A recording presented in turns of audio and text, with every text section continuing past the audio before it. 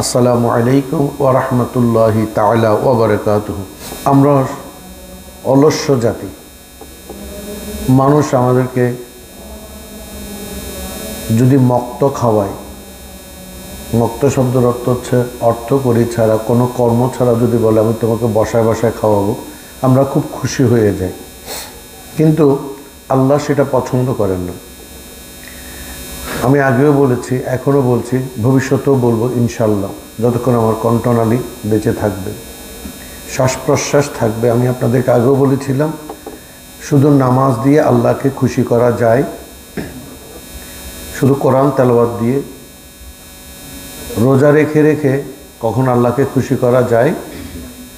আল্লাহ যে কাজটি করুন না কেন, ছোট হোক বড় হোক, প্রত্যেকটা কাজ আপনি যখন আল্লাহ এবং আল্লাহ রসুলকে রাজি করার জন্য করবেন, আল্লাহ রব্বুল ইজ্জত খুশি হয়ে যাবে। এই ধরনের অনেক ঘটনা আমরা ওলি আল্লাহ থেকে দিয়েছি, অনেক ঘটনা সাহাবা ইকরামদের মধ্যে রয়েছে, অনেক ঘটনা আপনি আর আমার মধ্যে রয়েছে। হয়তো আমরা সেটার ফল ভোগ করছি কিন্তু বুঝতে পারছি না। যেমন একটা কবিতা আমরা পড়েছি ছোটকালে, হয়তো এখন অনেকে পড়ে সেটা, হাসরের দিন বলিবেন খোদা হে আদম সন্তান, তুমি মোরে সেবা করো নাই, যবে রোগে ছিল আমি অজ্ঞান। মানুষ বলিবেন তুমি প্রভু করো তার, আমরা কেমনে লইব তোমার পরিচর্যার ভার। তো আসলে আল্লাহর যদি অসুখ হয়, মনে করুন নজবিল্লাহি মিনদার, একটু মজা করছে, আসলে আল্লাহর গায়ে জ্বর হলো, কয় হাজার নাপা সিরাপ লাগবে বলেন তো? কয় লক্ষ, কয় কোটি নাপা ট্যাবলেট লাগবে, আর সেগুলো খাওয়ানোর জন্য কত হাজার লিটার পানি লাগবে। এগুলো হচ্ছে রূপক কথা। অর্থাৎ আল্লাহ সেখানেই বলছে, তুমি কি দেখনি রোগের ঘরে মানুষ কষ্ট পেয়েছিল, একজন মানুষের বিমারি হয়েছিল, সেখানে কিন্তু মুসলমান হিন্দুর কথা, এটা একটা হাদিস শরীফ কিন্তু। তো একজন মানুষ কষ্ট পেয়েছিল, অসুখ হয়েছিল, অর্থ অভাবে সে ওষুধ খাইতে পারেনি, বা একজন মানুষ অন্যভাবে শুকিয়ে পড়েছিল। এভাবে অনেক অনেক অনেক কাজ থাকতে পারে না। একজন মানুষ একটা টাকার জন্য অনেক সময় বেজে যায়, ঠিক না? তুমি যদি তার সেবা শুশ্রূষা করিতে, সেটাই পাইতে মরে। আপনি যদি তার সাহায্য করতেন, তাকে সেবা করতেন, তাকে বিপদ থেকে উদ্ধার করতেন, আল্লাহ বলছেন তুমি আমাকে সেখানে পেতে। তাহলে আমরা কোনো কাজকে এত অবহেলা করব না। আমরা প্রত্যেকটা কাজের মধ্যে আমরা কোনো কাজ অন্যায়ভাবে করার চেষ্টা করব না, অন্যায় কাজ করার চেষ্টা করব না, অন্যায়কে সাপোর্ট করার চেষ্টাও আমরা করব না। আমরা কোনটা করব? যেটা ভালো কাজ আমরা সেটা করব, একে অপরকে সেটার জন্য উৎসাহিত করব। আমরা যদি ভালো কাজ করতে নাও পারি, আমরা সেখানে স্তব্ধ হয়ে বসে থাকবো, চুপ থাকবো। আর যে ভালো কাজটা করব, ভালো কাজের মধ্যে প্রথমে আসি, আমাদের দৈনন্দিন জীবনের অনেক ভালো কাজ আছে। শুনতে একটু খারাপ লাগবে, শুনতে আপনার একটু খারাপ লাগবে। দেখুন, আপনি উঠে মাত্র ভালো করে পায়খানা প্রস্রাব করে ভালো করে পবিত্রতা অর্জন করুন, এটা ভালো কাজ। শুনতে খারাপ লাগছে, অসুন্দর মনে হচ্ছে, কারণ স্বাভাবিক। আমার মনে হয়, আমি এটা নিয়ে কখনো স্টাডি করিনি, তবে আমি আমাকে দেখে মনে করি এবং আমার ফ্যামিলি দেখে মনে করি, ঘুম থেকে উঠে মাত্র সবাই বাথরুমে যায়, ঠিক না? যায় না? ঘুম থেকে উঠে সবাই বাথরুমে যায়, পায়খানা প্রস্রাব যা সারা তাই সারেন। এখন কথা হচ্ছে, তখন তো আপনি কারো সাহায্য নেন না। নেন আপনি ছোট, আমরা ছোটদের সাথে আলোচনা করছি না এখানে, মানে অপরিপক্ক বয়স বা শিশুর শ্রেণীর কোনো ছেলে বা মেয়ের সাথে আমরা কথা বলছি না। আমরা সবাই পরিপক্ক, আমরা আমাদের কাজ নিজেরা করতে পারি। আজ আল্লাহ আমাদেরকে নিজেদের কাজ নিজেদের করার জন্য উৎসাহিত করছেন। এখানে একটু কথা বললে হয়তো অনেকে রাগ করতে পারেন, মেহেরবানি করে আমি কাউকে ইন্ডিকেট করে বা কাউকে আঙ্গুল দেখিয়ে কথা বলছি না, কথাটা পড়ে যায়। যেমন আমি পীর সাহেবের কথা বলতে পারি, আমরা সবসময় চাই মুরিদানরা আমাদের কাজগুলো করে দিই, কেন? আমাদের নিজের বাজার আমরা করতে পারি না, আমাদের নিজের ছোটোখাটো কাজ আমরা করতে পারি না, যে বাবা প্রত্যেকজনে করে। আমার লুঙ্গিটা আমি ধুয়ে দিতে পারি চাইলে, আমার গেঞ্জিটা আমি ধুয়ে দিতে পারি, আমার বাথরুমটা আমি পরিষ্কার করতে পারি না, না আমরা সেটাও করব না। এই ধরনের যদি হয় তাহলে আমরা আল্লাহর রহমত থেকে বঞ্চিত হচ্ছি, আল্লাহর রহমত থেকে বঞ্চিত হচ্ছি। কারণ আল্লাহ আমার কাজের উপর সন্তুষ্ট হয়ে আমাকে দয়া করছেন, তখন তো আমি কোনো কাজই করি না, তো আর দয়া করতে থেকে করবে। আপনি যদি হাল চাষ করতে নাও পারেন, আলের কাছে গিয়ে আপনার বন্ধুটাকে একটু উৎসাহিত করুন, ভালো কাজে উৎসাহিত করুন। আমরা তাদের সাথে রাফ বিহেভ করতে পারি না। তো ঠিক তেমনি আপনি বাথরুমে গেছেন, ওই বাথরুমে যাওয়ার পর আপনি খেয়াল করবেন আমি বাথরুমটা আল্লাহ আমাকে করিয়েছেন, আল্লাহ আমাকে দয়া করেছেন, কষ্টসাধ্য খারাপগুলো আমাকে বের করে দিয়েছেন। তাহলে আমি খুশি হয়ে কি করব, পরিষ্কার পরিচ্ছন্ন ভালো করে করব, যেন আল্লাহকে সন্তুষ্ট করতে পারি, একটা ভালো কাজ। আপনি তাড়াতাড়ি ভালো করে উজু করবেন, আমি আল্লাহ এবং আল্লাহ রসুলকে সন্তুষ্ট করার জন্য ভালো করে উজু করছি। আপনি ভালো করে দাঁত ব্রাশ করবেন, আমি আল্লাহ এবং আল্লাহ রসুলকে খুশি করার জন্য দাঁত ব্রাশ করছি। অর্থাৎ প্রত্যেকটা ভালো। এগুলি কি খারাপ কাজ? হ্যাঁ। আপনি নামাজ পড়তে দাঁড়ালেন, একটু আস্তে আস্তে আস্তে ধীরে পড়ুন। আমি জানি আমরা পারি না, আমরা এক মনে এক ধ্যানে নামাজ পড়তে পারি না, মুখলেসিন খালেস নিয়তে নামাজ পড়তে পারি না। কিন্তু আসলে খালেস নিয়তটা কিন্তু খালেস নিয়তটা কি? আমরা কি মা দুর্গার জন্য নামাজ পড়ি? আমরা কি যীশু খ্রিস্টের জন্য নামাজ পড়ি? আমরা কি আর কারোর জন্য নামাজ পড়ি? আমরা আল্লাহকে খুশি করার জন্য নামাজ পড়ি। হ্যাঁ, অনেকে জান্নাতের জন্য নামাজ পড়ে, আমরা সেদিকে যাচ্ছি না। আমরা জান্নাতের কি নই, আকাঙ্ক্ষিত নই, জান্নাতের লোভে লোভী নই, জাহান্নামের ডরে ভীত নই। সুবহানাল্লাহ বলুন। আমরা জাহান্নামকে ভয় করি না, আমরা গোলামে মুস্তাফারা ভয় করছি কাল কিয়ামতের ময়দানে আল্লাহ রব্বুল ইজ্জত যখন আমাদের কাছ থেকে হিসাব নেবেন, তখন তো আল্লাহ রসুল পাশে থাকবেন, আমার কারণে যেন আমার রসুল লজ্জিত না হয়। ব্যাস, এটা হচ্ছে আমাদের মূল লক্ষ্য উদ্দেশ্য। তো আমরা নামাজটা পড়ি একমাত্র আল্লাহর জন্য, আল্লাহকে সন্তুষ্ট করার জন্য, আল্লাহর ভয়ে, আল্লাহর ভয়ে আল্লাহকে সন্তুষ্ট করার জন্য। তা আল্লাহ বলছেন আমি সন্তুষ্ট হই তখনই যখন আমার হাবিব সন্তুষ্ট হয়। লা তাকরাবুস সালাতা ইল্লা বিহুজুরিল কলব। যার অন্তরের মধ্যে নবীর প্রেম নেই, নবীর প্রতি উপযুক্ত ঈমান নেই, তাকে আল্লাহ কখনো পছন্দ করবেন না। যেমন একজন পিতা, ওই পিতার সন্তান, আপনার সন্তান যদি আপনার হুবহু আনুগত্য না করে, আপনি যেভাবে চান সেভাবে শুধু যদি সে আনুগত্য না করে, অবশ্যই আপনি তাকে ছেলে বলে পরিচয় দেন না। ঠিক তেমনি আল্লাহ রসুল সাল্লাল্লাহু আলাইহি ওয়াসাল্লাম যাকে উম্মত হিসেবে কবুল করবেন না, আল্লাহ তাকে বান্দা হিসেবে কবুল করেন না। তাই আমাদের সবসময় খেয়াল রাখতে হবে আল্লাহ এবং আল্লাহ রসুলকে রাজি করার জন্য আমাদের প্রত্যেকটা কাজ।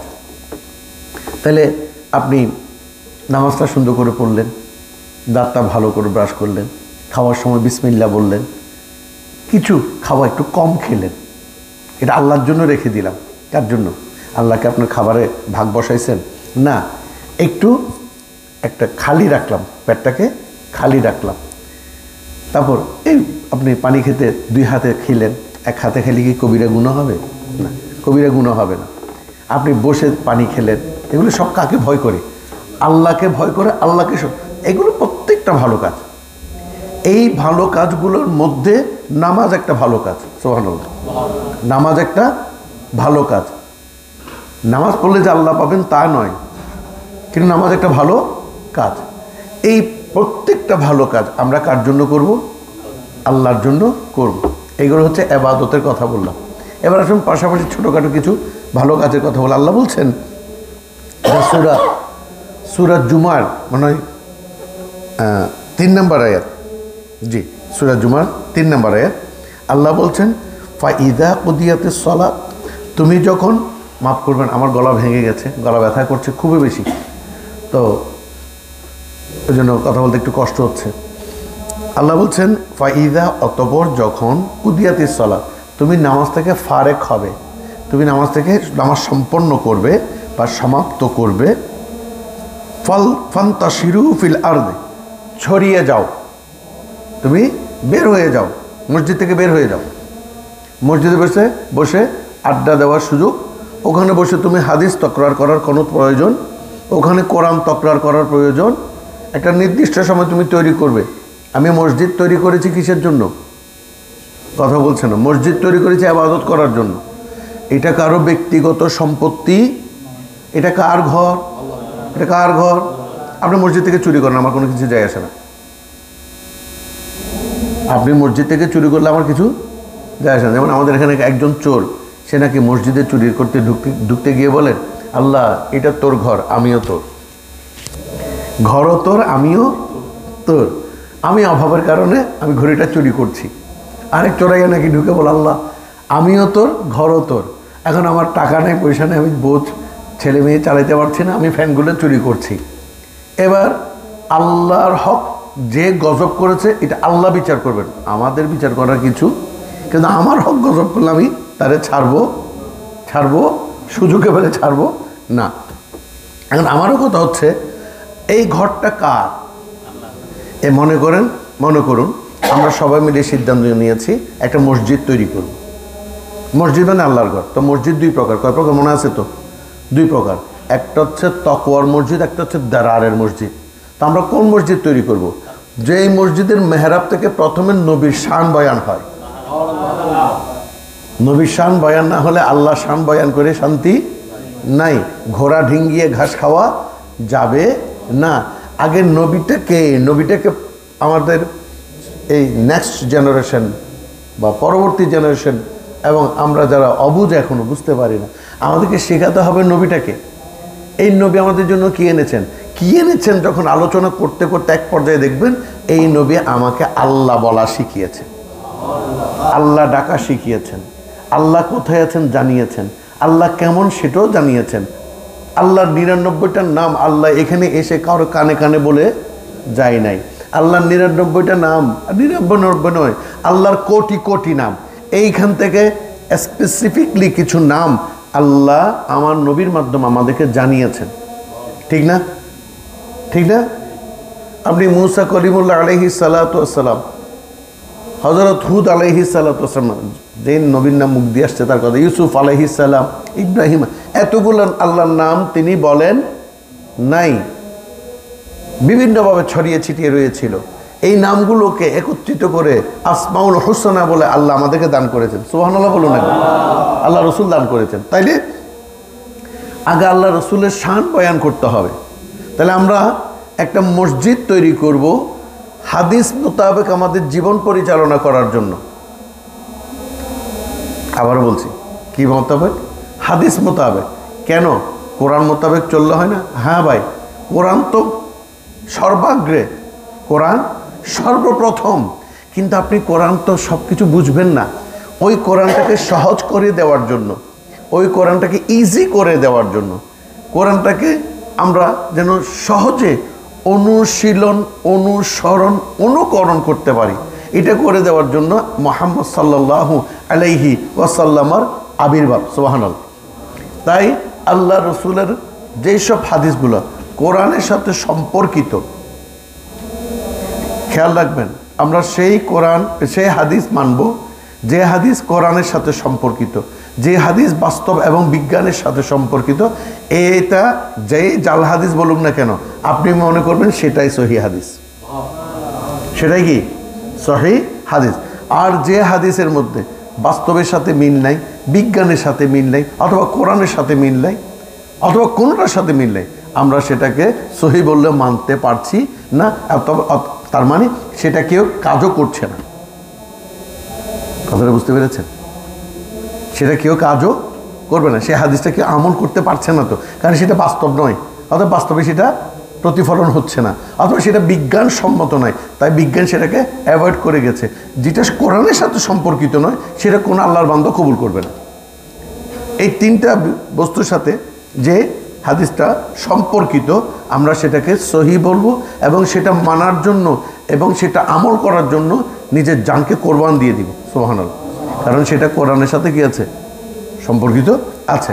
তা আল্লাহ বলছেন তোমরা একটা মসজিদ তৈরি করো। তা আমরা সবাই মিলে মসজিদ তৈরি করতে গিয়ে দেখলাম একটা মসজিদ আসছে প্রায়, মনে করুন উদাহরণস্বরূপ 5 লক্ষ টাকা। আপনারা সবাই মিলে দিয়েছেন মাত্র 50,000 টাকা। উদাহরণ, আমি হচ্ছে কোটিপতি,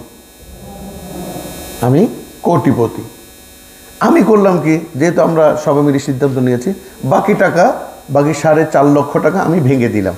তাহলে মেজরিটি টাকা আমি দিছি না, আমি তো দিয়েছি। তাহলে এখন এই মসজিদটা সম্পদ ভাইজান বানিয়েছে, এই কথাটা আর বলা যাবে না, এটা আর বলা যাবে না। অথবা আপনারা একটা টাকাও দিলেন না, দিবেন বলে ওই 5 লক্ষ টাকা পুরাটাই আমি দিয়ে দিয়েছি। এরপর আমি এই কথা বলতে পারি না এই মসজিদ আমার মসজিদ, জায়গাটা আল্লাহর নামে ওয়াকফ হয়েছে, মসজিদের নামে, ঘরটাও আল্লাহর ঘর। আমার 5 কোটি অথবা 5 লক্ষ অথবা 5,000 কোটি টাকা ব্যয় হলেও আমি কখনো এই কথা বলতে পারবো না এই মসজিদটা আমি তৈরি করেছি বা আমি এটার মালিক। এটা মসজিদ তৈরি করার সঙ্গে সঙ্গে এটা কার হয়ে গেল? আল্লাহ হয়ে গেল। ওখানে মেহরাব হয়েছে, মিম্বার হয়েছে, ইত্যাদি ইত্যাদি। যখন ওই মসজিদ তৈরি হয়েছে, ওই মসজিদে বিভিন্ন এলাকার মানুষ নামাজ পড়বে, বিভিন্ন মতাবলম্বী বিভিন্ন ইমামের অনুসারীরা কি করবে? নামাজ পড়বে। তাই এটা এককভাবে কেউ ব্যবহার করতে পারবে, আমি মাইজ ভান্ডারি, আমি আমার মালিকের জিকির এখানে করব না, এটা আপনার হতে পারে না। আপনি আপনার খানেকাতে করুন। আমি সুন্নি, আমি আমার পীরের জিকির করব না, এটা হতে পারে না। যদি আপনি ওই মসজিদে আপনার পীরের জিকির করতে পারেন, আমি মাইজ ভান্ডারি হিসেবে আমার পীরের জিকির করতে পারি, তাহলে ওয়াহাবিরাও তাদের পীরের জিকির করতে পারে, কারণ তারাও তো মুসলমান। প্রত্যেক মুসলমান জাতি পারবে, আপনি বাধা দিতে পারবেন না। আপনি যদি বলেন এটা আমরা তৈরি করেছি, তো কি হয়েছে, তোমরা তৈরি করেছো? খানে কাবাও তো আমরা তৈরি করেছি, এটা হাজার মানুষের অর্থ দিয়ে তৈরি। মদিনা মুনাওয়ারা আমরা তৈরি করেছি, প্রত্যেকটা জিনিস। মাদ্রাসা আমরা তৈরি করেছি, ওখানে বিভিন্ন ছেলেরা পড়ছে, তুমি বের করে দিতে পারবো নাকি? পারবো না। যেমন আমি সেন্ট ফ্রান্সিস স্কুলের কথা বলতে পারি, ওই স্কুলে আমি পড়েছি বিদায়। সেন্ট মেরিসের কথা বলতে পারি, আমি ওই স্কুলে পড়েছি, ওখানে মুসলমানরা পড়েছেন, ওখানে হিন্দু ছেলেরা পড়েন, বড়ুয়ার ছেলে পড়ে, আমার সাথে বড়ুয়ার ছেলে পড়েছিল, ওখানে খ্রিস্টানরা পড়েন। ঠিক একটা মসজিদ, এখানে বিধর্মীরা না হলেও আমাদের ধর্মাবলম্বী বিভিন্ন মতের মানুষেরা নামাজ পড়তে আসবে এবং পড়তেই হবে, পড়তে দিতে হবে। আপনি বাধা দিতে পারেন, ওখানে লিখে রাখতে পারবেন না যে এটা শুধু ভান্ডারীদের মসজিদ, তাহলে এটাকে ভুয়া মসজিদ, এই মসজিদে দাঁড়ায়। যেমন এমন কিছু মসজিদে আছে এটা শুধু মুখের মসজিদ, এই মসজিদে নামাজ পড়লে নামাজ হবে না। আল্লাহর ঘর সবার জন্য উন্মুক্ত, তাই আপনি ওই উন্মুক্ত ঘরে নামাজ পড়ে, আল্লাহ বলেন ফান্তাশিরু ফিল আরদ, তুমি ছড়িয়ে যাও। ওখানে গাট্টি নিয়ে বসে থাকার জন্য মসজিদ তৈরি করা হয়নি। মসজিদ তোমার শ্বশুরালয় নয়, মসজিদ তোমার বাবার বাড়ি নয়, মসজিদ আল্লাহর ঘর। আল্লাহর মেহমানরা ফরজ পড়েছে, ফরজ পড়ে মসজিদ থেকে বের হয়ে যাবে, মসজিদ তালা বন্ধ হয়ে যাবে, বারান্দা খোলা থাকবে। যারা জামাত আদায় করতে পারেনি, পরে আদায় করবে, তারা বারান্দায় নামাজ পড়বে, ভিতরে ঢোকার আর দরকার নাই, কারণ চুরি হচ্ছে বিদায়। আমার ঘর তোমার ঘর, আমি তোমার, তুমি আমার বলে বলে চুরি হচ্ছে বিদায়। মুয়াজ্জিন সাহেব আপনি তালা মেরে চলে যান, বারান্দা খোলা রাখুন, আমরা বারান্দায় জামাত পড়তে পারি, কোনো অসুবিধা নেই। কোনো অসুবিধা আছে? কোনো অসুবিধা নেই। তাহলে এই মসজিদে আপনি ব্যক্তিগতভাবে ইউজ করতে পারবেন না। যারা যে মসজিদটা ব্যক্তিগতভাবে কেউ ইউজ করতে দেখবেন, আপনি সেখানে নামাজ পড়বেন না, সেটা জুমার নামাজ হোক, সেটা জুমার নামাজ হোক, ওইটা মসজিদে দাঁড়ার, ওইটাই মসজিদে দাঁড়ার। কেউ যদি ব্যক্তিগতভাবে মসজিদটাকে অন্য কোনো কারণে ইউজ করে, আপনি সেটাতেও নামাজ পড়তে চেষ্টা করবেন না। এরা যদি বলে আমরা তোমাদের দলের মানুষ, বলবেন ভাই ওই মসজিদে নামাজ পড়ার প্রয়োজন না, এটা তোমরা ব্যক্তিক স্বার্থে ব্যবহার করছো। কারণ আল্লাহ বলছেন তুমি যখন সালাত শেষ করবে, এটা কোরআনের আয়াত, ফান্তাসিরু, এখানে আপনি ফতোয়া দেন, আমাদের কিচ্ছু যায় আসে না। আমাদের ফতোয়াটা হচ্ছে আল্লাহর ঘর আল্লাহর জন্য ব্যবহার হবে। এখন আপনি বলতে পারেন যে ভাই আমরা তো ওখানে লা ইলাহা ইল্লাল্লাহ বা নফিয়াস বাদের জিকির যেটা আমরা করি, এটা তো আমরাও করছি আল্লাহকে পাওয়ার জন্য, আল্লাহকে খুশি করার জন্য। আল্লাহকে খুশি করার জন্য তো ওয়াজিব নামাজও আছে, নফল নামাজ আছে, সুন্নত নামাজ আছে, আছে না? আল্লাহ রসুল বলছেন তোমরা শুধু ফরজ নামাজটা কোথায় পড়বে? মসজিদে পড়বে, বাকিগুলো কোথায় পড়বে? ঘরে পড়বে। তা আমরা নামাজের প্রতি আমাদের কি নাই? ভালোবাসা নেই, আমাদের প্রেম এখনো জন্মগ্রহণ করেনি, আমরা নামাজকে ভালোবাসতে পারিনি, নামাজের মজাটা আনন্দটা উপভোগ করতে পারিনি।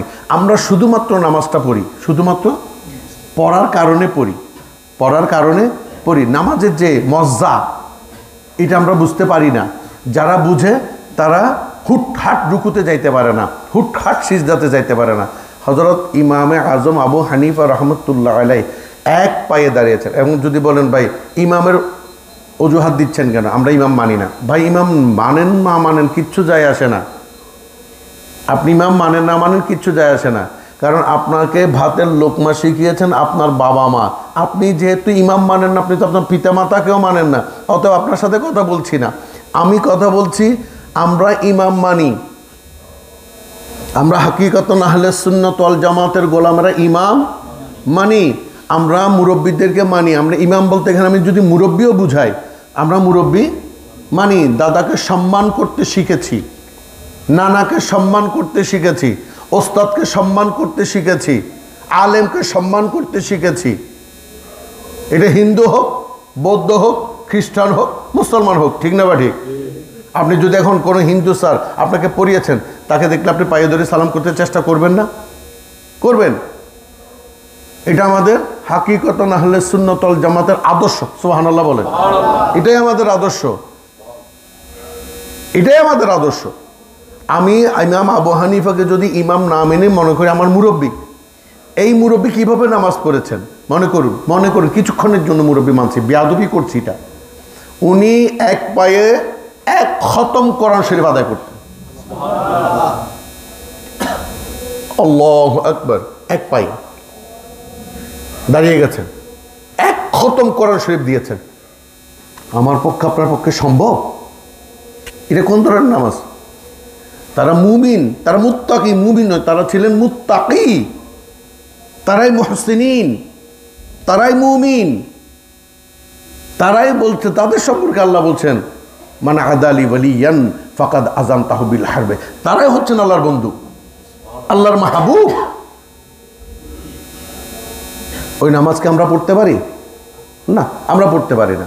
আমরা কোনো মতো ইমাম সাহেব যেভাবে পড়ছেন ওভাবে পড়ে কেমনে তাড়াতাড়ি বের হবো এই চিন্তা থাকে। আল্লাহ বলছেন অসুবিধা নেই, তুমি এসেছো? হ্যাঁ এসেছি। কেন এসেছো? তোমাকে রাজি করার জন্য। আমি এসেছি তোমাকে রাজি করার জন্য, তোমার ভয়ে। নাহলে আমি যদি এই জোহরের নামাজ 12 রাকাত, এশারের নামাজ 17 রাকাত, আসরের নামাজ 4 রাকাত পড়লাম, অসুবিধা নেই। মাগরিবের নামাজ কোনো মতে 7 রাকাত পড়ে দিলাম, অসুবিধা। বাকি নামাজগুলো তো বেশি বেশি না? 12 রাকাত 17 রাকাত অনেক বেশি না? এই সময় আল্লাহ, আমি যদি টেবিলে বসে থাকতাম, আমার অফিসের টেবিলে, অন্তত 20-25 হাজার ঘুষ খাইতে পারতাম, অন্তত সুদ খাইতে পারতাম, অথবা আমার দোকানের ব্যবসা ভালো হতো, আমি কয়েক প্যাকেট দুধের প্যাকেট বিক্রি করতে পারতাম, আতর ব্যাপারে আতর বিক্রি করতে পারতো, ঠিক না? আমি তোমার ভয়ে আমি দরজাকে অফ করে বন্ধ করে, আমার কর্মশালাকে বন্ধ করে তোমার ভয়ে এসেছি তোমাকে রাজি করার জন্য। যদিও আমি খালেস নিয়ে পড়তে পারছি না, আমার মনটা কোথায় রয়েছে? আমার ব্যবসাশালার মধ্যে রয়ে গেছে, আমার কর্মশালার মধ্যে রয়ে গেছে। আল্লাহ বলছেন যা, তুই যে এসেছিস এটাই আমার জন্য যথেষ্ট। তা আল্লাহ বলছেন তুমি বের হয়ে যাও, ওখানে বসে আড্ডা দেওয়ার আর কোনো সুযোগ নাই। হ্যাঁ, তুমি নামাজে আগে চলে এসেছো, আজান দেওয়ার আগে এসেছো বা আজান দেওয়ার সাথে সাথে এসেছো, কিছু সময় যদি থাকে তখন তুমি বসে বসে একটু কোরআন তেলাওয়াত করো, অথবা তুমি ধর্মীয় কোনো কথা বলতে পারো, বাকি কথা বলার কোনো সুযোগ নেই। এখন আমাকে দেখবেন ট্যাগ দিবে, আল্লাহ রসুল মসজিদে নববীতে বলে কি করেছেন? ইসলাম প্রচার করেছেন, সেখানে শাসন করেছেন। শাসন শোষণ এক জিনিস, আর বসে বসে দুনিয়ার কথা বলা আরেক জিনিস। এখানে বসে ইসলামী শাসন প্রয়োগ হয়, ইসলামী শাসন প্রচার হয়, প্রকাশ হয়, ঠিক না বাটি? আল্লাহ রসুল মসজিদে নববীতে কোন কোন শাসন তৈরি করেছেন, প্রচার করেছেন? ইসলামী শাসন। আমরা কোনটা করছি? আমরা তো দলাদলি করছি। অতএব তোমার এখানে কোনো কাজ নাই। এখানে কোনো, যেহেতু আমাদের জন্য কোর্ট বিল্ডিং রয়েছে, ওই জমানায় কোর্ট বিল্ডিং ছিল আমার নবীর মসজিদ, আমরা নবীকে সেভাবে মেনেছিলাম। আল্লাহ বলছেন আমার নবী যে ফয়সালা দিয়েছে সেটা মানো, আর যদি না মানো তাকে গর্দান কেটে দাও। তার গর্দান কেটে দাও, বের করে দাও। এই ফয়সালা কি এখন হয়? এমন ফয়সালা হয়? হয় না। আরে পীর সাহেব কোরআন হাদিস মোতাবেক যদি ফয়সালা দেয়, বলে পীর কিছু বুঝে না। আল্লাহ রসুলের জমানায় বলেছেন এক ইহুদি আর এক মুসলমানের মধ্যে ঝগড়া লেগেছে একটা জায়গা সম্পত্তি নিয়ে, সম্পত্তির বিষয় নিয়ে। মনে করেন 1 ঘন্টা জায়গা বা 2 শতক জায়গা নিয়ে। তখন ইহুদিটা ছলে বলে কৌশলে একটা, মুসলমানটা ছলে বলে কৌশলে একটা কি করেছে, জাল দলিল করেছে। আর ইহুদির কাছে যে দলিলটা ছিল সেটা ছিল অ্যাকুরেট, এটাই ছিল বাস্তব দলিল। এখন ওই দলিলখানা নিয়ে মুসলমান এবং ইহুদি দুজনেই অনেকের কাছে গিয়েছে। সবাই মিলে বললেন না, তোমরা আমাদের সালিশ, আমাদের কথা যখন মানছো না, যাও সরকার দু আলম সৈয়দনা মুহাম্মদ রাসূলুল্লাহ তাআলা সাল্লাল্লাহু আলাইহি ওয়াসাল্লামের নিকট যাও। তারা আল্লাহর হাবিবের কাছে গেলেন। আল্লাহর হাবিব তো গায়েবকে খবর দেনেওয়ালা নবী, ঠিক না বাটি? তবুও তিনি কি সবসময় গায়েবের খবর দিতেন? না, কারণ মানুষ তখন ওই কাজে নির্ভর হয়ে যাবে বিধায় তিনি দুটোটা দলিল পড়ে দেখলেন। পরে তিনি বুঝতে পারলেন যে মুসলমানটা কি করেছেন, দলিলটা জাল করেছেন। তখন আল্লাহ রসুল ফয়সালা দিয়ে দিলেন যে এই দলিলটা জাল, এই দলিলটা সত্য, অতএব এই জায়গাটা ইহুদির। এটা বলার পর ওই মুসলমান মনে মনে বলছিল, আমি মুসলমান হয়ে আল্লাহ রসুল আমার দিকে বললেন না। Justice is blind. আপনি যখন জাজ হবেন তখন আপনি বিচার করবেন চোখ বন্ধ করে, কে আপনার মুরিদান, কে আপনার ছেলে, কে আপনার স্ত্রী, কে আপনি, এটা জানার দরকার নাই। আপনি পেয়েছেন আপনার ছেলে চুরি করেছে, ওমর বিন খাত্তাবের জীবনে পড়ে দেখবেন, সময় আজকে কম, আপনার পরে দেখবেন তিনি তার সন্তানকে আঘাত করেছেন, ব্যত্যাঘাত করেছেন। তাইলে আপনি জাজমেন্টও ভাবে দিতে হবে, আল্লাহ রসুলও ভাবে দিয়ে দিয়েছেন। ওই ইহুদি এবং মুসলমান তারা দুজনে বের হয়ে বলল, না এই ফয়সালা আমি সন্তুষ্ট না, আল্লাহ রসুল বুঝতে পারেনি। নাউযুবিল্লাহি মিন যালিক। আজকে এমন কথা বলছে, এমন কথা অনেক মুসলমানের মুখ থেকে বের হচ্ছে, ঠিক না ঠিক? বের হচ্ছে, সেদিকে যাচ্ছি না। তখন তারা বললো চলো ওমরের কাছে যাই, ন্যায় বিচারকের কাছে যাচ্ছে। ন্যায় বিচার প্রতিষ্ঠা করেছে মুহাম্মদ রাসূলুল্লাহ, আর আল্লাহর রসুলকে ঘোড়া ডিঙ্গে ঘাস খাইতে যাচ্ছে। ওমর বিন খাত্তাব কাগজটা হাতে নেওয়ার সঙ্গে সঙ্গে মেশকাম্বরের খুশবু পেয়ে গেছেন। বলে কি তোমরা এর আগে কোথায় গিয়েছো? বলে আল্লাহ রসুলের দরবারে গিয়েছি। বলে আল্লাহর হাবিব কি ফয়সালা দিয়েছেন? বলে আল্লাহ হাবিব ফয়সালা দিয়েছেন দেখেছেন, আমি মুসলমান। আল্লাহ রসুল আমার দিকে না বলে বললেন এই জায়গা নাকি ইহুদি। বলে তুমি একটু অপেক্ষা করো। মুসলমানরা বললো তোমরা দুজনে একটু অপেক্ষা করো। তিনি ভেতরের রুম থেকে খড়গ নিয়ে আসলেন, তলোয়ার নিয়ে আসলেন, এনে এক কবে মুসলমানের কল্লাটা দ্বিখণ্ডিত করে দিলেন। প্রেম উসকো কেহতে হ্যায়, ওটাকে বলা হয় প্রেম, ওটাকে বলা হয় সত্য প্রতিষ্ঠা করা। এমন ন্যায়পরায়ণ শাসক আছে নাকি? আছে? মসজিদে বসে ফালতু কথা বলা সময় নেই। মসজিদে বসে তুমি তালাকের ফতোও দিও না, আমাদের নামাজের ফতোও দিও না, বাইরে দাও। ওই জন্য মাদ্রাসা তৈরি করেছি না। তখন তো মাদ্রাসা ছিল না, এখন মাদ্রাসা আছে, খানেকা আছে, সব কিছু আছে। মসজিদ থাকবে উন্মুক্ত, এটা একটা কমিটি থাকবে, কমিটি যে নিয়ম করবে, ব্যাস ফিনিশ। আর বাকি আমাদের কাজ হচ্ছে আমরা নামাজ পড়ে মাত্র কোথায় যাব? আমরা যারা স্টুডেন্ট আসরের নামাজ পড়ে খেলতে যাব, মাগরিবের নামাজ পড়ে কি করব? মাগরিবের নামাজ স্টুডেন্ট পড়বে কয় রাকাত? 5 রাকাত। কে কি বলছে সেটা পড়ে। তোমরা হয়তো আপনারা যারা ফেসবুক ইউজ করেন, আমার এই বক্তব্য শুনে আমাকে অনেকে বকা দিবে। আপনি বকা দিবেন না, তাকে বকা দেওয়ার অধিকার আপনার নাই, সে বকা দিক, আপনি বকা দিবেন না। আমি আপনাকে যা বলছি আপনি তাই খেয়াল করুন। আপনি পড়বেন 5 রাকাত, 5 রাকাত পরে মাত্র আপনি তাড়াতাড়ি পড়ার টেবিলে বসে যান। নামাজ ফরজ, তারপর 2 রাকাত যেটা পড়েছেন সেটা ছিল সুন্নতে মুআক্কাদা, কিন্তু তলাবুল ইলমে ফরিদাতুন, ইলম অর্জন করা আপনার জন্য ফরজ। সহজ, আপনি পড়তে বসে যান। এই মুরব্বীগণ, আপনারা কি করবেন? আপনারা 7 রাকাত নামাজ পড়বেন, 6 রাকাত আওয়াবিন পড়বেন বা 4 রাকাত আওয়াবিন পড়বেন। একটু সুযোগ থাকলে, ভালো লাগলে, শরীর শান্তি লাগলে সালাতুত তাসবিহ নামাজ আদায় করবেন। আর একটু সময় পেলে, এখন এশারের নামাজের টাইম হয়নি, আমার কোনো কাজ নেই, আমি রাত্রে কোনো হাল চাষ করি না, রিক্সাও তেমন চালাই না, আপনি 2 রাকাত তওবার নামাজ পড়ুন, আপনি কাজাইল হাজতের নামাজ পড়ুন, আপনি হিফজুল ইমানের নামাজ পড়ুন। আল্লাহ বলছেন, বান্দা তুই কিছুই জানিস না, তবুও তো তুই নামাজ আদায় করছিস। এবং আপনি মনে মনে প্রত্যেক দিন আল্লাহর কাছে ইস্তেগফারের মাধ্যমে তওবাতুন নুসুহা করুন, আমি অতীতে ভুল করেছি, এটা ক্ষমা করে দাও, ভবিষ্যতের ভুল থেকে যেন আমি বেঁচে থাকি, আমাকে সেই সুযোগ দাও। হ্যাঁ, আমার মা বোনেরা তারা সুযোগ পেলে 7 রাকাত পড়বে, সুযোগ পেলে আরও বেশি পড়বে। আর যদি দেখেন আজকে অনেক কাজ, মা তুমিও 5 রাকাত পড়ো, তুমিও কয় রাকাত পড়ো, তুমিও 5 রাকাত পড়ো, দেখছো না তোমার সময় আছে, আলহামদুলিল্লাহ। তুমি আয়সারের নামাজের পর থেকেও যদি রান্নাবাটি শুরু করো, তোমার সংসার তুমি সামাল দিতে পারবে, তাহলে মা তুমিও একটু বাড়িয়ে নামাজ পড়ো। আর যদি দেখো না শাশুড়ির কাজ রয়েছে, শ্বশুরের কাজ রয়েছে, ছেলে মেয়েদের কাজ রয়েছে, ননদের কাজ রয়েছে, অমুকের কাজ, মা গো তুমি এই সব সামাল দিয়ে 1 রাকাত নামাজ মানে আমার সারা জীবনের নামাজ, আমার সারা জীবনে নামাজ।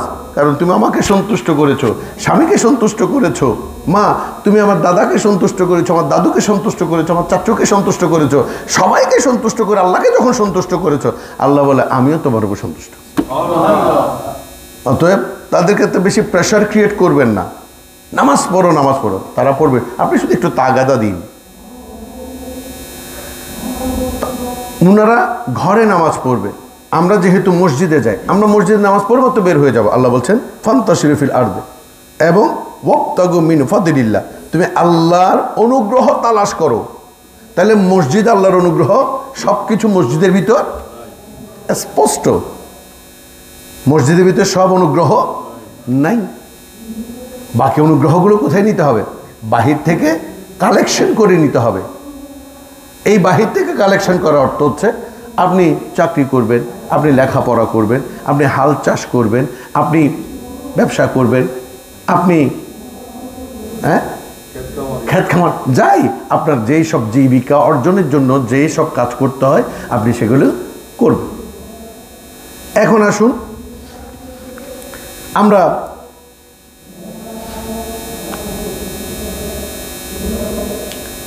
কোন ধরনের উপার্জন করব, কোন ধরনের কাজ করব, একখানা হাদিস বলে আজকের মতো আমরা বিদায় নিব। ইনশাল্লাহ আল্লাহ রাব্বুল ইজ্জত যদি বাঁচিয়ে রাখেন, আগামী সপ্তাহে এই বিষয়ের উপর আরও কিছু কথা বলার আশা রাখি। আন মুকদাম বিন মাদি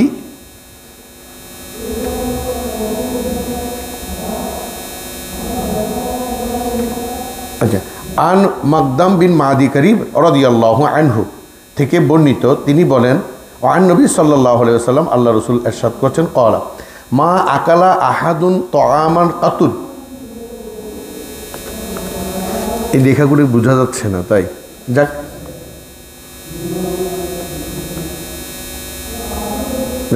এটা বলি। আল্লাহ রাসূল সাল্লাল্লাহু আলাইহি ওয়াসাল্লাম ইরশাদ করছেন যে তাআম খাবার, নিজের হাতের খাবার, নিজের হাতে উপার্জিত খাবার, উপার্জন করে খাওয়ার মতো নিয়ামত বা উত্তম আর কিছু দুনিয়াতে নেই। কথাটা বুঝতে পেরেছেন? আল্লাহ রাসূল বলছেন তোমার নিজের অর্জিত অর্থ দ্বারা কিনে খাওয়া খাবার, বা তোমার উৎপাদিত খাবার, বা তোমার চাষকৃত খাবার, বা তোমার কর্ম দ্বারা ফলানোর ফসলের খাবার, এর চাইতে উত্তম খাবার পৃথিবীতে আর কিছু নেই। তাহলে দেখা যাচ্ছে আমাকে কর্ম করতে হবে। আল্লাহ নবী হযরত দাউদ আলাইহিস সালাতু ওয়াস সালাম নিজ হাতে উপার্জন করে জীবিকা নির্বাহ করতেন। হযরত দাউদ আলাইহিস সালাম নিজেই নিজের কাজ করতেন। আমরা দাউদ আলাইহিস সালামের কাছে যাইতে হবে না, এটা আল্লাহ রাসূল বলেছেন সাহাবাদেরকে। তখন তো সাহাবারা মাত্র সাহাবা হচ্ছেন। হযরত ওমর বিন খাত্তাব রাদিয়াল্লাহু তাআলা আনহু, ইসলামের দ্বিতীয় খলিফা, যার আমলের মধ্যে বাঘ এবং গরু একসঙ্গে কি খাইতেন? পানি খাইতেন। ওই ওমর বিন খাত্তাব রাদিয়াল্লাহু টুপি সেলাই করতেন। সুবহানাল্লাহ বলুন। উনি টুপি সেলাই করে জীবিকা উপার্জন করেছেন, যার উপর আল্লাহ রাজি, রাদিয়াল্লাহু আনহুম ওয়া রাদু আনহু, তার উপর আল্লাহ রাজি, তিনি আল্লাহর উপর রাজি, এমন ব্যক্তি যদি, এমন আল্লাহর মাহবুব বান্দা, এমন আল্লাহর ওলি, এমন আল্লাহর সাহাবা, রসুলের সাহাবা যদি টুপি সেলাই করে জীবিকা অর্জন করে, আপনি আর আমি কে? আমরা কে? কিসের উপর আমাদের এত বাহাদুরি? কি নিয়ে বাহাদুরি করি? আমাদের তো কিছুই নেই। তাদের সাথে তো নবী ছিলেন, তারা নবীকে নিজ চোখে দেখেছেন, নবীর আটিয়া খেতে পেরেছেন,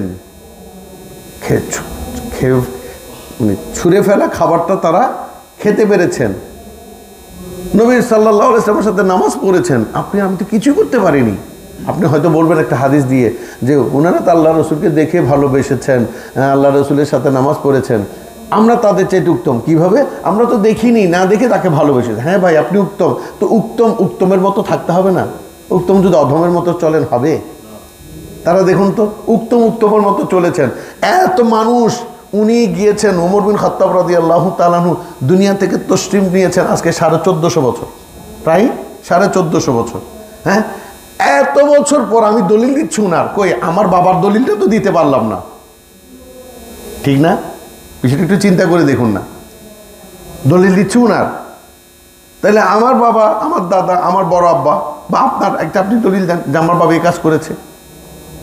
তা আমরাও চাচ্ছি যে আল্লাহ রব্বুল ইজ্জত আমাদেরকে যেভাবে বলছেন যে তুমি নামাজের সাথে সাথে ব্যবসা করো, চাকরি করো, হালাল রুজি উপার্জন করো, নিজ হাত উপার্জন করো, আরেকজনের কাঁধের উপর ভর করে নহে, আরেকজনের কাঁধের উপর ভর করে নয়।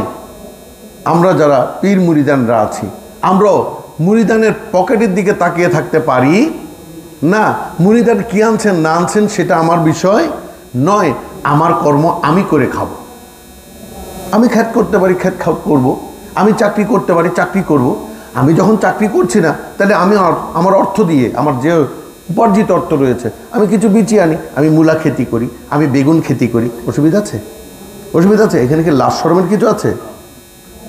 কর্মের মধ্যে কোনো লাজ শরম নেই, পড়ালেখার মধ্যে কোনো লাজ শরম নেই। আপনারা যারা অনেকে পিরিগিরি করছেন, যদি বলি ভাই সহিভাবে আত্মাহিয়াতুটা বলেন তো, আত্মাহিয়াতু তো দূরের কথা, তিনি নিয়তে বলতে পারেন না, তখন তিনি আমাকে ফতোয়া দিচ্ছেন, এই মিয়া নিয়ত কি পড়তে হয় না করতে হয়? হয়েছে? হ্যাঁ, আমিও তো জানি নিয়ত করতে হয়, পড়তে হয় না, তবুও তো পরে শিখিয়েছেন। নামাইতু আন উসাল্লি লিল্লাহি তাআলা সালাসা রাকাতাই সালাতুল মাগরিব।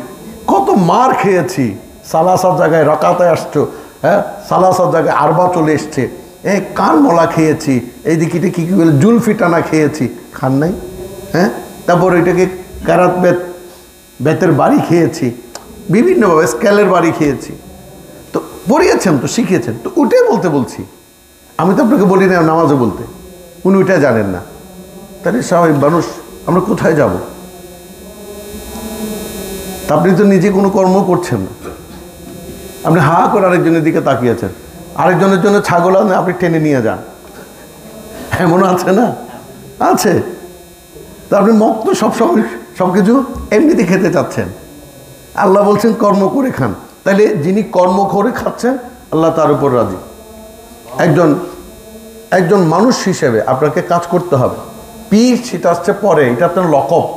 পীর আপনার লকব, বলি আপনার লকব, কর্মের ফল। কিন্তু প্রথমত আপনি মানুষ হিসেবে আপনার কাজগুলো আপনাকে করতে হবে। যেখানে হযরত দাউদ আলাইহিস সালাম বলা হচ্ছে রাদিয়াল্লাহু তাআলা আনহু নন, অর্থাৎ দাউদ হচ্ছেন কি একজন আল্লাহর নবী। বরকত বলেন না সুবহানাল্লাহ। তিনি যদি নিজের কর্ম নিজে করতে পারেন। আরেকটা হাদিস আছে, আমার একটু ভুল হলেও আমি বলে যাই, ইনশাল্লাহ যদি আগামী সপ্তাহে সুযোগ পাই আমি সেটাকে পড়ে নিব। উম্মুল খায়র খাতুনে জান্নাত ফাতেমাতুজ জাহরা আলাইহিমা, এটা মনে হয় আমি গত কিছুদিন আগে একবার বলেছি যে একদিন সরকারে দো আলম, মাফ করবেন, তিনি যাচা ব্যবহার করতেন। তো আবার এটাকে কি বলে, কূপ থেকে পানি তুলতেন রশি দিয়ে। তো কূপ থেকে পানি তুলতে এখানে ঠোসা পড়ে গিয়েছিল। ঠোসা পড়ে যাওয়াতে তো স্বাভাবিক, স্বামী যদি স্ত্রীকে খুব ভালোবাসেন, চাইবে না তার মুখে একটা ব্রণ উঠুক। ব্রণ তো দূরের কথা, একটা মশা কামড় দিক। যে বাবা তার সন্তানদেরকে ভালো, যেমন আমি আমার কথা বলতে পারি, আমি কথাটা বলতে স্বাচ্ছন্দ্য বোধ করি, তাই আমি আমাকে দিয়ে উপমা দিচ্ছি। আমার একটা ছোটো মেয়ে আছে যে এখন নার্সারিতে পড়ে। ওই মেয়েটা মুখে যদি একটা বিচি উঠে আমার মাথা গরম হয়ে যায়, একটা যদি মশা কামড় দেয় আমার মাথা গরম হয়ে যায়। এর বড় একজন আছেন যে ক্লাস 4-এ পড়ে, তার মুখে কোনো কিছুটা, আমার মেয়েগুলো সুন্দর পুতুলের মতো থাকতে হবে, হোক আমার মেয়েগুলো কালো, কিচ্ছু যায় আসে না, আমার মেয়ে আমার কলিজার টুকরা। ঠিক আমিও চাইব না আমার স্ত্রীর হাতে ঠোসা পড়ুক। আলী করমাল্লাহ ওয়াজহুর মতো আমি ফাতেমারে ভালোবাসতে পারি, মাফ করবেন, আমি আমার বউরে ভালোবাসতে পারি না। আলী যেভাবে ফাতেমাকে ভালোবেসেছেন আমি সেভাবে আমার স্ত্রীকে ভালোবাসতে জানি না। তার ভালোবাসাটার সাথে কারো তুলনা হয় না, সুবহানাল্লাহ বলুন। তবু আমি আমার ক্ষুদ্র ভালোবাসা থেকে আমার স্ত্রীকে ভালোবাসি। এখন আলী করমাল্লাহ ওয়াজহু যখন দেখলেন ফাতেমা জোহরা আলাইহিমার হাতে ঠোসা পড়ে গেছেন, তখন তিনি বললেন, ফাতেমা রে, এবার যুদ্ধের মধ্যে আমরা অনেক বান্দি পেয়েছি, অনেক গোলাম পেয়েছি, যাও আল্লাহ রসুলকে তোমার আব্বুকে গিয়ে বলো না তোমার জন্য একটা বান্দি দেওয়ার জন্য বা গোলাম দেওয়ার জন্য। তো ফাতেমা বুঝতে পেরেছেন এটা হচ্ছে প্রেমের আলাপ। ফাতেমা জোহরা আলাইহিমা আল্লাহ রসুলের দরবারে যখন গেলেন তখন আল্লাহ রসুল কী করছেন, দরস দিচ্ছেন, অর্থাৎ সাহাবা ইকরামকে নিয়ে কথা বলছেন। কারণ আল্লাহ রসুল কোনো অযথা কথা বলতেন, তার প্রত্যেকটা কথা ছিল দরস। দরস মানে জ্ঞান বিতরণ করা। তো তিনি পর্দার আড়াল থেকে বা দরজার আড়াল থেকে বা জানলার আড়াল থেকে একটুকু রুকি দিয়ে যখন দেখলেন সেখানে মানুষ আছেন, তিনি চলে গেলেন। কিন্তু আমার নবীর চোখ এড়াইতে পারে নাই, আমার নবী দেখে ফেলেছেন। এখন দেখুন এখানে একটা অপ্রাসঙ্গিক কথা বলি, আমরা এভাবে বসে আছি না, পীরের সাথে দেখা করার জন্য মহিলা মুরিদান ঢুকে যাচ্ছে, তার আক্কেলটা পর্যন্ত নেই, এতগুলো মানুষের ভিড় আমি কেন ঢুকবো, অপেক্ষা করি। তিনি যখন আমাকে দেখেছেন হয়তো পরে ডাকবেন না, সে আপনাকে ডিঙ্গিয়ে ঢুকে দিতে চায়। আমি আমার মা বোনদেরকে বলবো, আকলে বলি, আদবে বলি, আপনার উচিত প্রাইভেসি মেনটেন করা, আপনার ইজ্জত রক্ষা করা। আপনি পীরকে দেখার জন্য মানুষ ডিঙ্গে আসাটা ফরজ নয়, ওয়াজিব নয়, মুস্তাহাবও নয়, এটা কবিরা গুনাহ করেছেন, এটা কবিরা গুনাহ। আপনি অপেক্ষা করুন, আপনি পর্দার আড়ালে যান, সময় হলে তার সাথে আপনি সাক্ষাৎ করবেন। আর যদি না হয় না হলো, আশ্চর্য ব্যাপার, সেটা পর্যন্ত আমরা শিক্ষা দিতে পারিনি। বলুন আমরা কোথায় যাব? সরকারে দু আলম সৈয়দনা মুহাম্মদ রাসূলুল্লাহ সাল্লাল্লাহু আলাইহি ওয়াসাল্লামের চোখ এড়াইতে পারে, তিনি দেখে ফেলেছেন। সবার সাথে কথা বলে ফাতেমার জন্য তিনি ছিলেন দিওয়ানা, সুবহানাল্লাহ বলবেন না?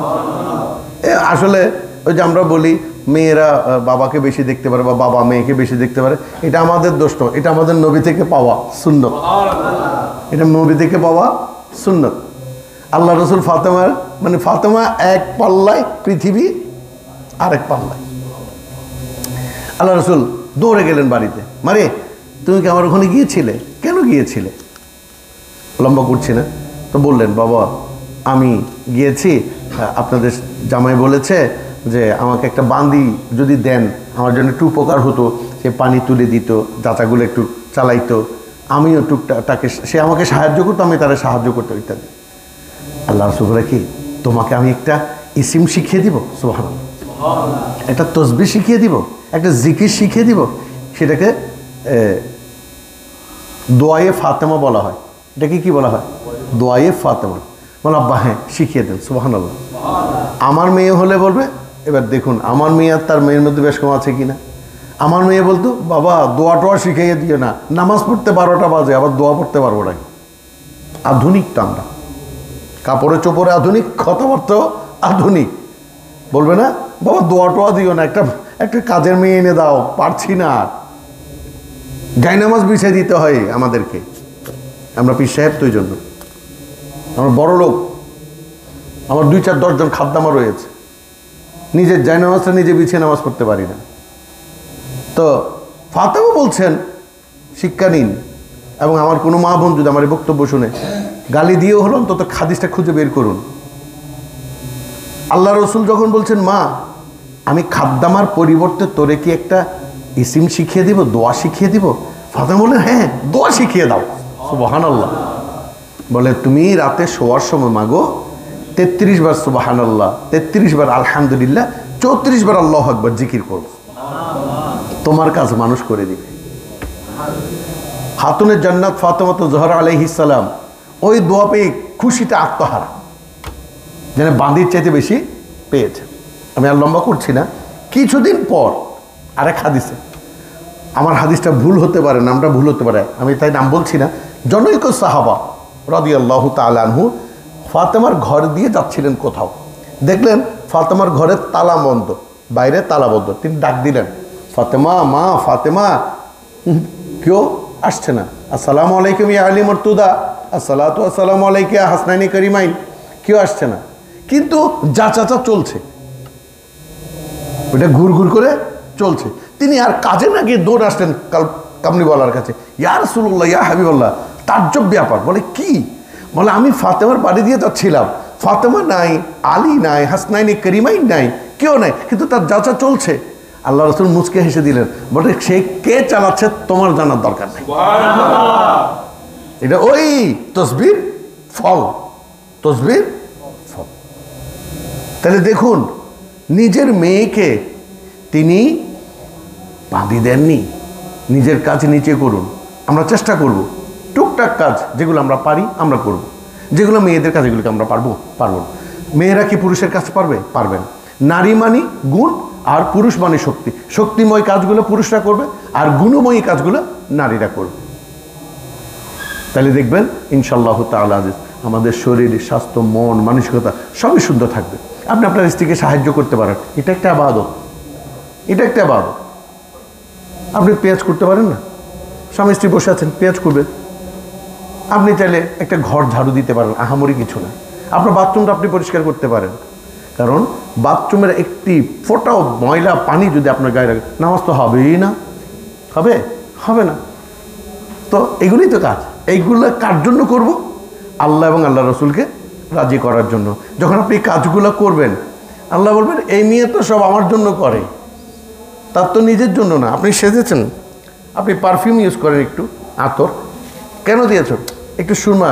আমি সবাই সব কিছু দিতে পারে না, একটু খেয়াল রাখবেন। এগুলো নিয়ে আবার পাল্টা কথা হয়, মেয়ে তুমি দাও নাই। ভাই আপনি তো বোকা, আপনার বোকার সাথে তো কথা বলছেন, মূর্খের সাথে এখানে কোনো তর্ক নেই। অনেকেই পারফিউম ইউজ করতে পারে না, তার বিচি উঠে যায়, আছেন এমন অনেকে। সুরমা যেমন আমি পারি না, চোখ লাল হয়ে যাবে, পানি বের হয়, অ্যালার্জির সমস্যা আছে। আপনারা দেখছেন আমি নাক দিয়ে কথা বলছি। আমি আজকে অনেক দিন যাবত কষ্ট পাচ্ছি এই অ্যালার্জির সমস্যা, আমি বালি সহ্য করতে পারি না। তো আপনি যে যা পারেন আমার নবীর সুন্নতের মধ্যে একটা সুন্নত প্রত্যেক দিন কী করবেন? অ্যাপ্লাই করবেন। দেখবেন আল্লাহ বলবেন তুমি আমাকে পাওয়ার জন্য আমার নবীর প্রত্যেকটা কাজ করেছো, কারণ তুমি আল্লাহ বলেছো তাই করছি, আমি করছি না। ওয়ামা আতাকুম রাসূলু ফাখুযুহু ওয়ামা নাহাকুম আনহু ফান্তাহু। তুমি বলেছো তাই করছি, তুমি আবার বলেছো ফাত্তাবিউনি ইউহিব্বুকুমুল্লাহ, তারে অনুসরণ, অনুকরণ, অনুশীলন করলে তুমি আমার ভালোবাসবা, তাই আমি তার অনুসরণ করছি, আর কিছু।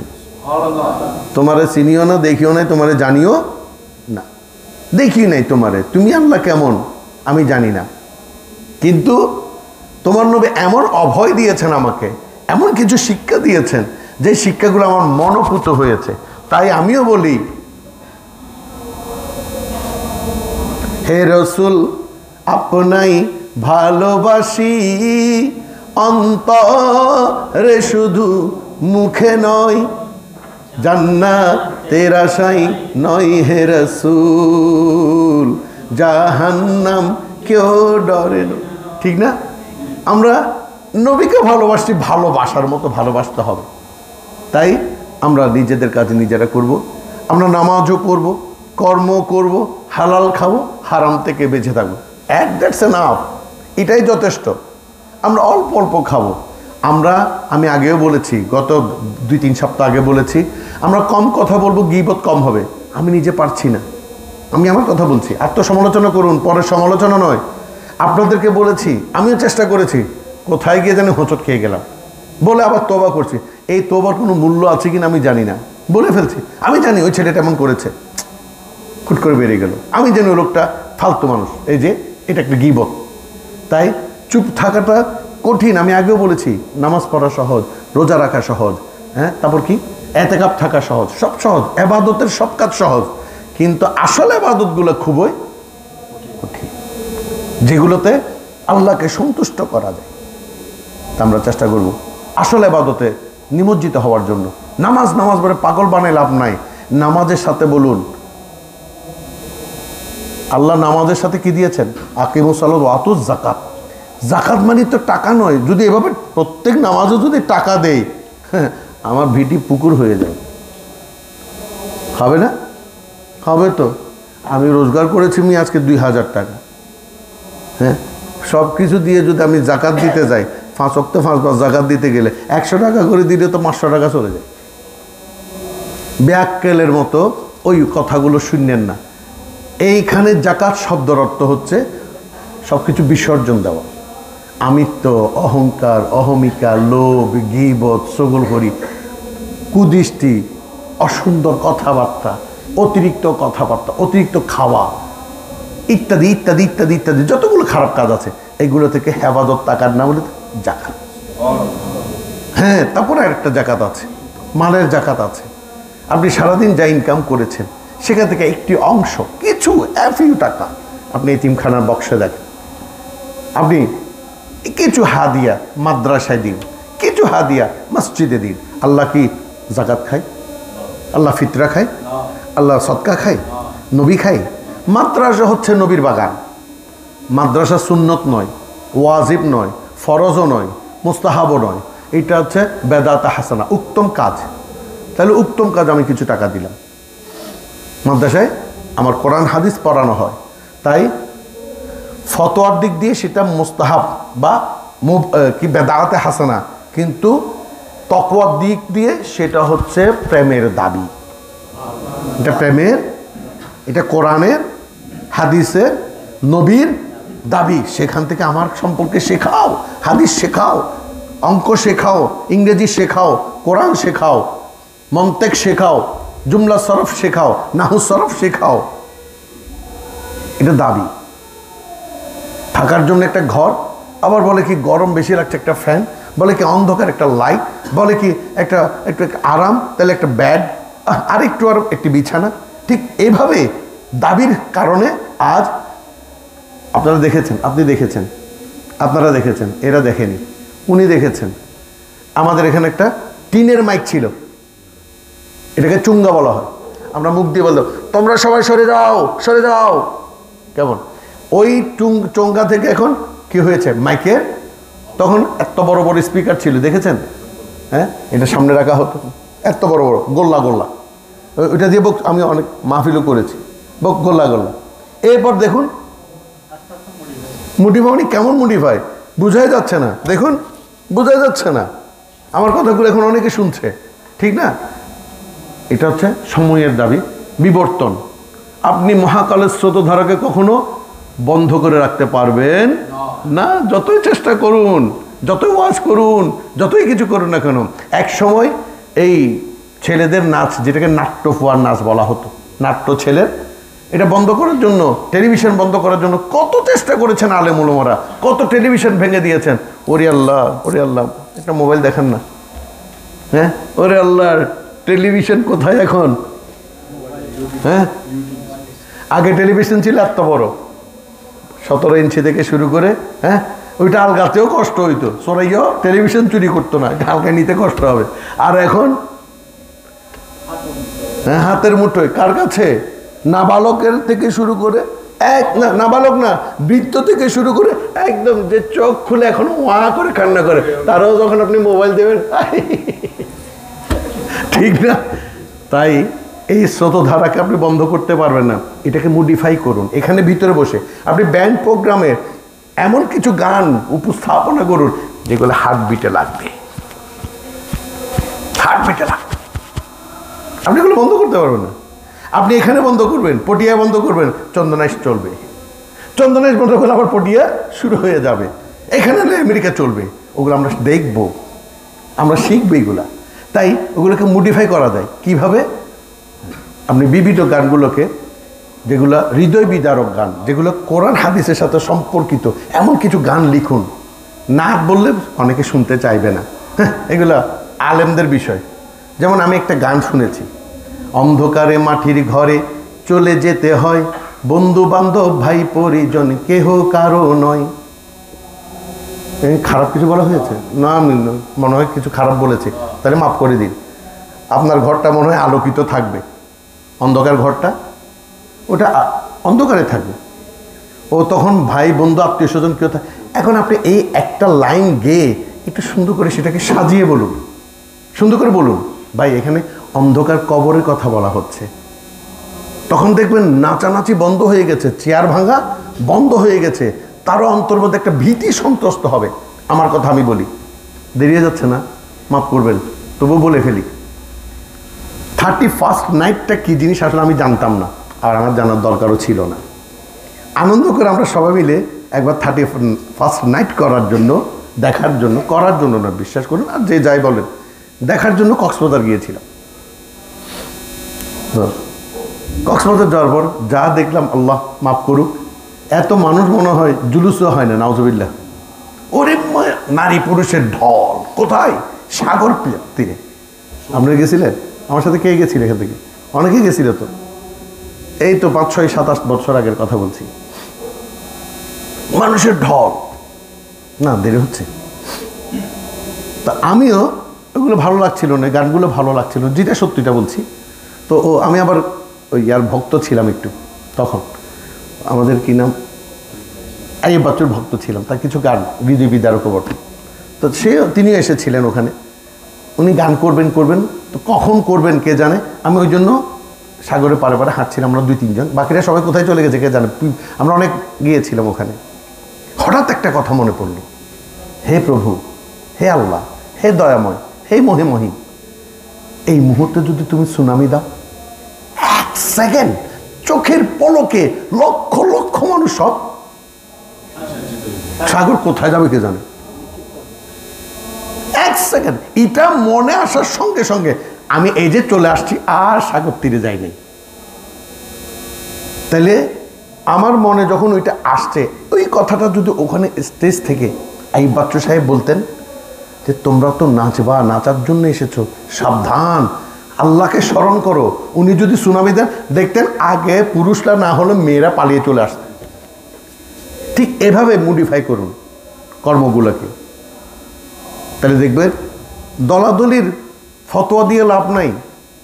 আপনারা সবাই মিলে একটা চ্যানেলের মাধ্যমে আমাদেরকে সত্য কথাটা বলুন, প্রকৃত সুন্নতের কথাটা বলুন, প্রকৃত ফরজের কথাটা বলুন, প্রকৃত ওয়াজিবের কথাটা বলুন, প্রকৃত মুস্তাহাবের কথাটা বলুন।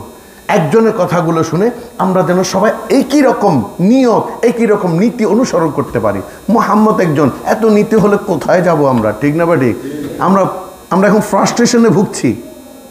আমাদেরকে যা শিখেছি সেটা সত্য না, তোমরা যেটা শিখেছ সেটা সত্য।